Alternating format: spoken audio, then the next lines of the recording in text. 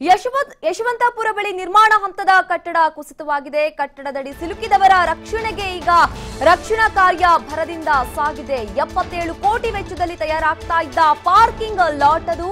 ಇನ್ನು ಘಟನಾ ಸ್ಥಳಕ್ಕೆ ಎಪಿಎಂಸಿ ಸೆಕ್ರೆಟರಿ ಅನಿಲ ಕುಮಾರಿ ಭೇಟಿ ಕೊಟ್ಟಿದ್ದಾರೆ. 700-800 ವಾಹನಗಳ ನಿಲುಗಡೆಗೆ ಅಂತ ಪಾರ್ಕಿಂಗ್ ಲಾಟ್ ನಿರ್ಮಾಣ ಮಾಡ್ತಾ ಇದ್ರು. ಆ ಒಂದು ಸಂದರ್ಭದಲ್ಲಿ ಕಟ್ಟಡ ಕುಸಿತವಾಗಿದೆ. ಕಳಪೆ ಕಾಮಗಾರಿಯಿಂದಾಗಿ ಕಟ್ಟಡ ಕುಸಿತದಲ್ಲಿ ಇಬ್ಬರು ಬಲಿಯಾಗಿದ್ದಾರೆ. ಕಟ್ಟಡ ನಿರ್ಮಾಣದ ಗುತ್ತಿಗೆ ಪಡೆದಿದ್ದ ಸ್ಟಾರ್ ಕನ್ಸ್ಟ್ರಕ್ಷನ್ ಸಂಸ್ಥೆ 24 ತಿಂಗಳಲ್ಲಿ ಕಾಮಗಾರಿ ಪೂರ್ಣಗೊಳಿಸಲು ಗಡುವು ಕೂಡ ನಿಗದಿಯಾಗಿತ್ತು. ಕಟ್ಟಡ ದುರಂತದಲ್ಲಿ ಇಬ್ಬರು ಬಲಿ, 12 ಜನ ಗಾಯಗೊಂಡಿದ್ದಾರೆ. ಇನ್ನು ಗಂಭೀರ ಸ್ಥಿತಿಯಲ್ಲಿರೋ ಇಬ್ಬರು ಕಾರ್ಮಿಕರಿಗೆ ಐಸಿಯುನಲ್ಲಿ ಚಿಕಿತ್ಸೆ ನೀಡಲಾಗ್ತಿದೆ.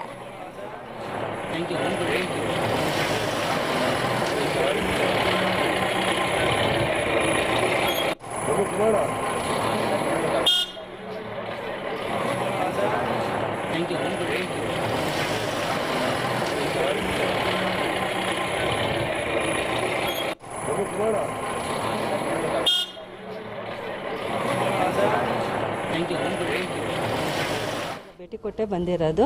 ಸ್ಟೇಬಲ್ ಆಗಿದ್ದಾರೆ, ಆದ್ರೂ ಅಬ್ಸರ್ವೇಷನ್ ಅಲ್ಲಿ ಇರಬೇಕು ಅಂತ ಹೇಳ್ತಾ ಇದ್ದಾರೆ. 3 ಜನ ಐಸಿಯು ನಲ್ಲಿ ಇದ್ದಾರೆ. ಆದ್ರೆ ಅವ್ರೀಗ ಬಿಟ್ಟಿಲ್ಲ ನಮ್ಗೊಳಗೆ. ಒಂದು ಹಾಫ್ ಅನ್ ಅವರ್ ಬಿಟ್ಟು ಬನ್ನಿ ಅಂದಿದ್ದಾರೆ, ಮತ್ತೆ ಹೋಗ್ತಾ ಇದ್ದಾರೆ. ಅದ್ರ ಬಗ್ಗೆ ನಾವು ಆಮೇಲೆ ಅವ್ರ ಹತ್ರ ನಾವು ಮಾತಾಡ್ಬಿಟ್ಟು ನಾವು ನಿಮ್ಗೆ ಹೇಳ್ತೀವಿ. ಬರ್ತಾ ಇರೋದ್ರಿಂದ ಈರುಳ್ಳಿ ಆಲೂಗಡ್ಡೆ ಸೀಸನ್ ಅಲ್ಲಿ ವಾಹನಗಳ ದಟ್ಟಣೆ ಜಾಸ್ತಿ ಆಗ್ತಿದ್ರೆ ಕಂಜೆಸ್ಟೆಡ್ ಆಗ್ತಿದ್ರಿಂದ ಅವಶ್ಯಕತೆಯ ಮೇರೆಗೆ ಇದನ್ನ ಕಟ್ತಾ ಇರೋದು. ದುರದೃಷ್ಟಕರ ಘಟನೆಯನ್ನ ನಾವು ತುಂಬಾ ವಿಷಾದದಿಂದ ಹೇಳಬೇಕಾಗ್ತದೆ. ಇದು ಪದೇ ಪದೇ ನಮ್ಮ ರಾಜ್ಯದಲ್ಲಿ ಮೊನ್ನೆ ತಾನೇ ಧಾರವಾಡದಲ್ಲಿ ಇಂಥದೇ ಒಂದು ಕಟ್ಟಡ ಪೂರ್ತಿ ಕುಸಿತಾಗಿ ಬಹಳಷ್ಟು ಹಾನಿಯಾಗಿರ್ತಕ್ಕಂಥದ್ದನ್ನು ನಾವೆಲ್ಲ ಗಮನಿಸಬಹುದು. ಅದಿನ್ನೂ ಮರೆಯೋದಕ್ಕೂ ಮೊದಲೇ ಈ ಒಂದು ದುರದೃಷ್ಟಕರ ಘಟನೆ ನಡೆದಿದೆ. ಈ ಘಟನೆ ನಡೆಯೋದು ಪೂರ್ವದಲ್ಲಿ ಕೂಡ ನಾವು ಮೂಲ ಮಾಲೀಕರಾದಂಥ ಎಪಿಎಂಸಿ ಸೆಕ್ರೆಟರಿ ಅವರ ಗಮನಕ್ಕೆ ಮತ್ತು ಗುತ್ತಿಗೆದಾರರ ಗಮನಕ್ಕೂ ಕೂಡ ತಂದು ಮೌಖಿಕವಾಗೂ ತಂದಿದ್ವಿ, ಲಿಖಿತವಾಗೂ ತಂದಿದ್ವಿ. ಅದು ಸಾಲದು ಅಂತೇಳಿ ಅವ್ರಿಗೆ ಕಾರಣ ಕೇಳಿ ಶೋಕಾಸ್ ನೋಟಿಸು, ಕಾರಣ ಕೇಳಿ ನೋಟಿಸನ್ನು ಕೂಡ ಜಾರಿ ಮಾಡಿದ್ವಿ.